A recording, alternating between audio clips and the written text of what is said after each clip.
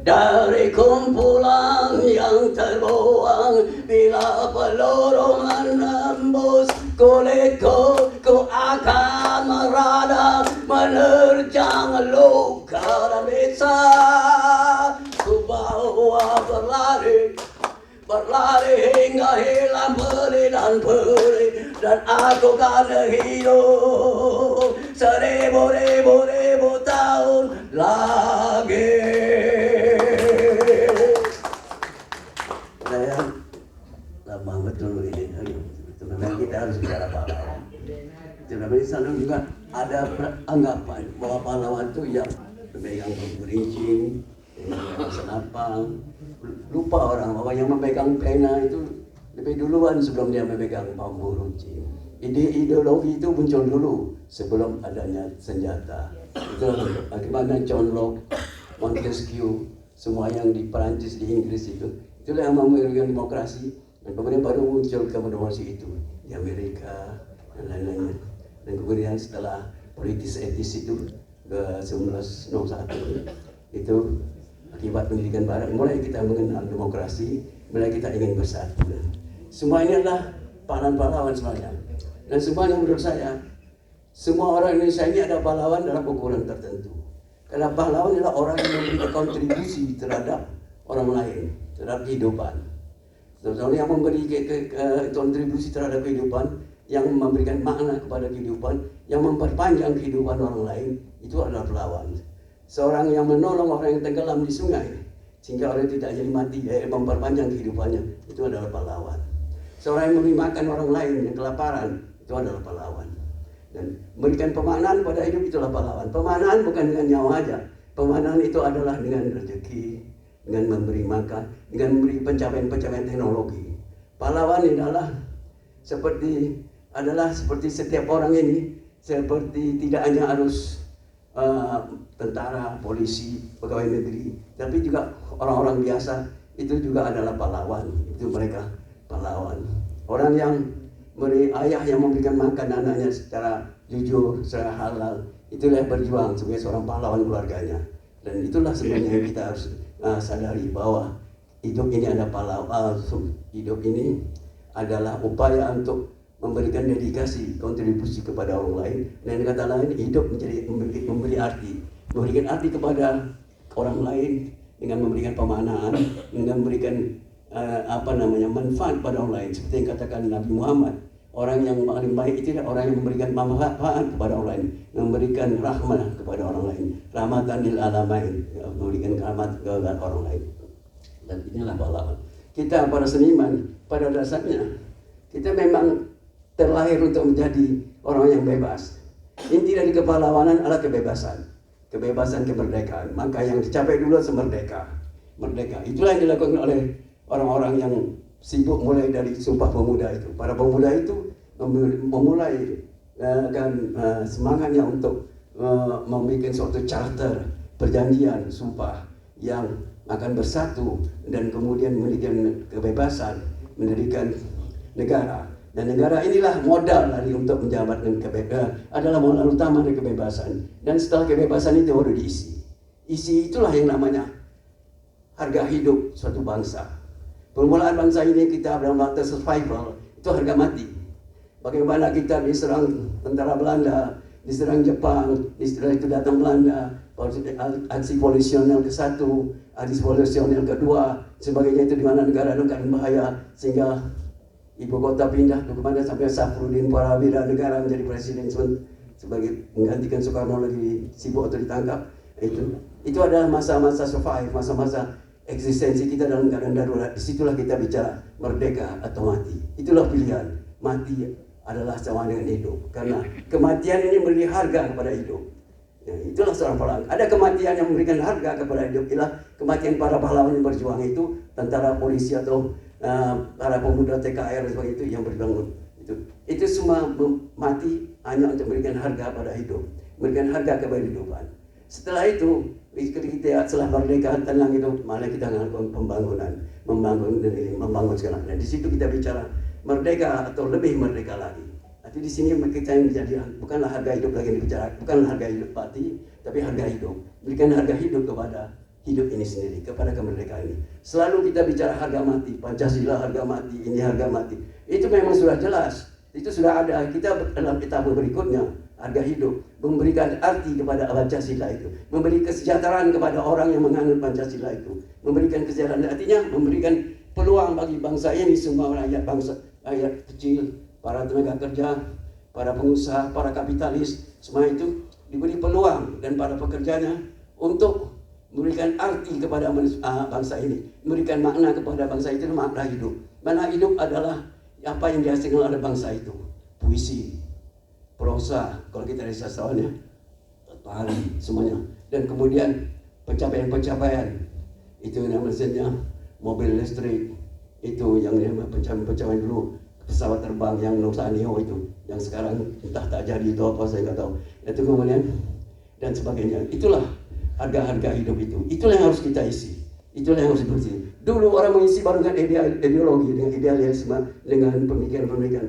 Ketika kita pada tahun 28 ingin mau bikin Sumpah Pemuda, kemudian para pemuda ini yang membuat Sumpah Pemuda ini, itu para pemuda itu sebenarnya membuat puisi namanya Sumpah Pemuda. Sumpah Pemuda adalah puisi. Jadi jangan heran, dari Sumpah Pemudanya aja lah puisi. Mereka itu pada saat-saatnya penyair yang tidak menyebut diri yang penyair kolektif yang bikin Sumpah Pemuda. Saya akan ulang-ulang lagi ini apa artinya Sumpah Pemuda itu sebagai puisi. Pertama, puisi itu adalah imajinasi, imajiner, ayat, angan-angan ke depan. Kami bangsa Indonesia, kami pemuda-pemudi Indonesia berbangsa satu, bangsa Indonesia. Pemuda-pemudi Indonesia itu tidak ada pada waktu itu. Ada Yong Java, Yong Sumatera, Yong Celebes, Yong Ambon, belum ada. Jadi yang belum ada itu adalah yang imajinasi. Itulah yang diangan-angan. Kami bertanah air satu dengan Indonesia itu juga belum ada. Yang ada yang dari Sabang sampai Merauke itu adalah yang namanya Netherlands, Indianya Netherlands, India itu. Kalau yang di India atau Indianya Inggris, ini Indianya Netherlands. Nah itu sebagainya. Jadi belum ada Indonesia. Berbahasa Indonesia belum ada. Kami pemuda-pemudi di Indonesia tidak ada. Kemudian yang tidak ada itu bikin lagi yang tidak ada. Berbahasa Indonesia belum ada bahasa Indonesia, ada lingua franca Melayu belum ada, dan seterusnya. Jadi ini utuh semuanya imajinasi, imagination. Nah, sebagai suatu imajiner, ia adalah puisi dengan kata-kata yang terus, yang ketat, yang condense. Dan semua itu menjadikannya ketat, bagus dan indah. Itulah puisi. Bandingkan dia dengan sajaknya Taufik Ismail yang itu, mak ini lebih ketat lagi sajaknya, walaupun namanya sebagai prosa. Itu adalah puisi. Jadi sebenarnya penyair berbangga bahwa negara kita ini dibuat oleh puisi. Dan saya harapkan juga, supaya orang-orang yang bukan penyair haruslah bisa menghargai bangsa ini, menghargai puisi. Karena puisi bukanlah suatu kerja bercantik-cantik dengan bahasa, berindah-indah, berraim-raim, berpantun-pantun, bersair supaya i belakangnya a o gitu. Bukan itu. Itu baru aja istilahnya itu ein rimpel van de oceaan, kata orang Belanda bilang. Artinya lekukan air aja di lautan itu. Bukan itu. Yang isi puisi yang dalam itu. Nah, kedalaman itulah yang ada pada Sumpah Pemuda. Kedalaman itulah bangsa ini dibuat. Karena di situ ada pencerahan, ada spirit untuk bersatu, ada semangat, ada roh, dan di situ puisi roh itu. Di pencerahan inilah yang ada. Nah, di sini diharapkan seorang seniman besar itu menjadi pencerahan. Dan inilah yang kita lihat bagaimana mereka ini sebenarnya bercalon pahlawan walaupun mereka tidak minta.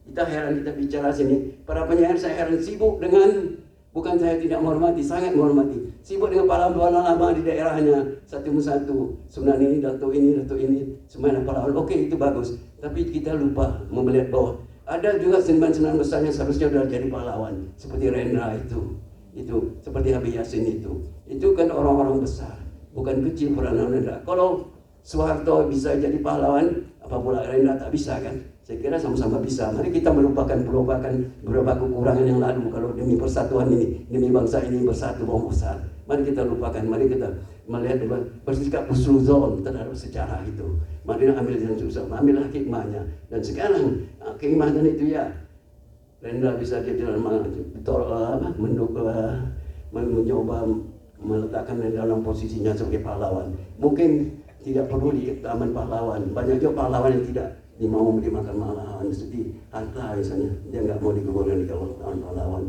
sebagainya dengan alasannya masing-masing ya. Itu sah-sah aja kan. Gitu. Dan di sini yang saya kira harus perhatikan. Saya kira ya yang pertama itu dalam bahasa itu juga banyak sekali yang dicari kebebasan itu. Pemulaman sastra itu kebebasan dari tradisi. Kemudian dari kebebasan di situ menjadi kebebasan atas kebebasan itu. Yaitu mencari kebebasan yang agak kembali ke tradisi. Arti balik lagi ke tradisi. Dulu orang menolak tradisi sampai ada penyair yang bilang selama revolusi modern itulah para penyair itu adalah Malin Kundang yang menolak tradisi. Ibu kandung tradisi itu adalah ibu kandungnya Malin Kundang itu. Tetapi dan menganggap bahwa mereka seperti Malin Kundang itulah penyair itu seperti Malin Kundang berontak terhadap tradisinya. Tapi saya kira itu mungkin ada beberapa saat yang lalu. Sekarang tidak. Semua penyair sekarang menyayangi tradisinya, tumbuh dari tradisinya, tumbuh dari grassroots, tumbuh semuanya. Sehingga kita lihat aja dalam buku itu tuh banyak yang mengagung-agungkan pahlawan-pahlawan dari daerahnya, dari tradisinya, dari story-story lokalnya. Dan saya kira itu sehat. Itulah yang sekarang pergerakan kebebasan dari tradisi malah kembali ke tradisi, dan untuk memberikan tradisi ini kepada kontribusinya kepada kemanusiaan semuanya. Jangan disebut dunia lah, kemanusiaan. Kalau dunia ini terlalu terpikir orang barat, European dan sebagainya itu. Saya kira hal ini yang harus diperhatikan, hal bahwa penyair itu pencipta dunia, pencipta memberikan rasa, memberikan kontribusi. Bahwa menulis puisi itu sebenarnya memberikan kenikmatan kepada pembaca. Ya, apa yang dicari di dunia? Kenikmatan yang dicari di dunia. Lalu Tuhan menciptakan dunia untuk mengenalnya Dia. Untuk mengenal Tuhan itu pertama-tama mengenal nikmatnya. Kalau mereka filsafat itu nanti pelan-pelan jadi apa isinya ini, apa nikmat. Ini yang pertama adalah susu ibu dari si bayi. Nah, itulah nikmat. Itulah pengenalan dunia yang pertama yang diberikan Tuhan kepada si bayi. Nanti akan berlanjut ke kenikmatan bergerak terus. Segala kenikmatan akan macam-macam. Ada mula-mula kenikmatan itu satu yang manis seperti susu. Lalu kemudian ada lagi yang lebih manis dan seterusnya, ada yang lebih lemak dan sebagainya. Ada satu sampailah kita pada kenikmatan yang sebenarnya tidak nikmat. Seperti minum air putih itu, nikmatnya di mana? Itu kan lain. Seperti makan agar-agar itu, menelan agar-agar, nikmatnya di mana? Itu semacam nikmat itu menyalurkan air ke dalam. Makan pare itu, makan pahit, tapi ada nikmatnya. Makan pete itu ada nikmatnya sebagainya.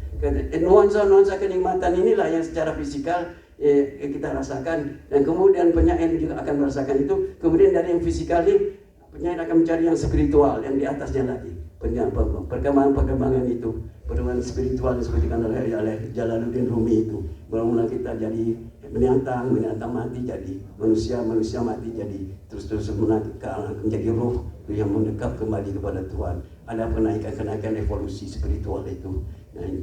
Nah kita penyair harus sadarkan itu, harus sadar pencarian itu, bukan banyak berleha-leha, tetapi betul-betul mencari itu, mencari kontribusi itu, bukan menjadi pahlawan. Pahlawan tak penting. Saya lebih baik dikasih honor daripada jadi pahlawan. Saya tak ada susah. Jadi tak usahlah pahlawan. Karena dengan sendirinya kita sudah pahlawan. Kita mencari makna. Inti dari pahlawan itu memberi makna kepada kehidupan ini, kepada orang lain. Makna pertama tapi yang gampang, contohnya orang tenggelam tuh. Dia mau nyawanya habis, kita kasih makna, tangkap dia, angkat ke atas, taruh di darat, hidup, kita beri makna. Cuma di balik itu ada Tuhan, tapi itulah yang beri makna. Anak kecil kelaparan, ibu menetekkan di bayinya, itu beri makna. Dia ada pahlawan itu, dia berikan kontribusi, dia pahlawan nak bentuk bayinya, pahlawan terus. Bangsa ini terkatung-katung muncul Soekarno-Hatta. Bangsa ini terkatung muncul ini, bangsa ini terkatung-katung muncul Rendra, mengingatkan ini, mengingatkan itu. Tapi kita seperti acuh tak acuh aja. Kita seperti acuh tak acuh aja. Kenapa begitu? Banyak penghargaan yang tak ada. Saya ini dapat penghargaan tertinggi seniman budaya Indonesia di Istana Negara, itu sebuah SBY yang kasih. Yang menandatangani perjanjian ketua panitianya itu Mayor Jenderal, siapa namanya saya lupa. Dan yang miliknya itu SBY sendiri. Dia yang untuk memilih, dia akan orang lain. Cerita sang Mayor Jenderal itu gimana? Itu saya dapat, dan semua saya disalami semua menteri dari kalimat dari Kementerian Kabinet SBY itu, kabinet itu saya disalami termasuk Joko Pak apa namanya, wakil presidennya Yusuf Kala. Tapi Tak ada duitnya. Di dalam surat itu ada bukunya. Itu undang-undang yang bikinnya. Undang-undang itu. Mereka yang dapat hadiah ini, bintang ini. Ada bintang saya buat KPTP ini, banyak. Ada 3 bintang. Dan tak boleh dipakai, milik negara. Itu milik negara, tidak boleh dipakai pada waktu, cari pada waktunya. Ya, itu ada milik negara. Satu kali saya bawa ke Pegadaian. Saya bawa ke Pegadaian. Saya nggak di barang lain dulu. Tapi seandainya barang lain ini habis, tak bisa saya tebus. Barang di mana yang saya kedai? Yang milik negara ini saya pinjam. Saya tak mau ambil negara punya. Saya pinjam dulu, mau saya gadai. Nah itu saya barang dulu. Saya pergi ke Pegadaian itu sambil menggadaikan barang saya yang lain, emas yang lain. Nah ini coba lihat ini emasnya benar enggak? Dibawa ke dalam, periksa, bukan emas, katanya. Ajaib. Kok bukan emas ajaib? Padahal undang-undang itu.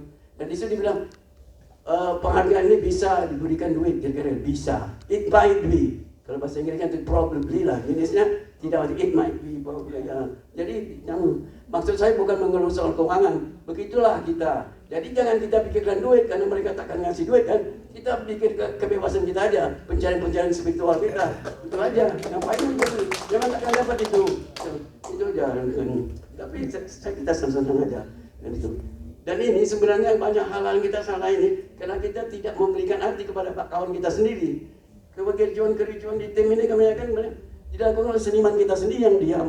Setelah kacau begini, setelah gedung-gedung banyak begini, baru beberapa orang aja yang peduli. Yang lain urus dalam kelompok-kelompoknya sendiri, dalam komunitas-komunitas yang sibuk. Dan tidak ada sibuk, tidak pernah mikirkan seluruh komunitas seluruh Indonesia di senimannya. Tak kayak dulu. Dulu mereka memelihara komunitas sendiri, kemudian cari rezeki sendiri, kemudian mengirim kawan-kawannya ke luar negeri, kemudian mengambil posisi-posisi jatah itu, menikung segalanya, sehingga orang itu. Dan kemudian ada yang angan-angan mendapat hadiah Nobel.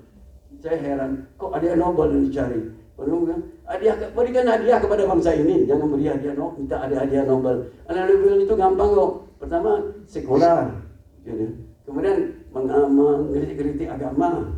Susah. Nanti di panitia itu akan lihat apa yang mau modernisasi, apa yang menginginkan, apa yang membela sekularisasi, itu akan suka orang-orang barat itu.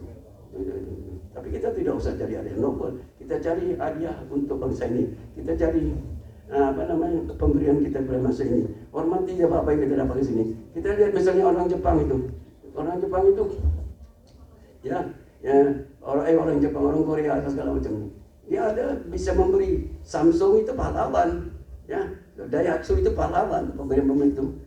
Bukan aja itu bendera di bangsa ini. Jadi bendera Korea itu bukan yang kayak Yin yang itu. Bendera itu adalah pencapaian kita. Bendera kita bukan merah putih saja, bendera kita Soekarno-Hatta. Bendera kita pahlawan-pahlawan yang ada itu. Bendera kita senang-senang besar kita satu saat nanti. Bendera kita mungkin nanti kalau memang ya kayak pencapaian produk kayak Mas Pion itu, hasil Indonesia mobil listrik kayak apa tuh.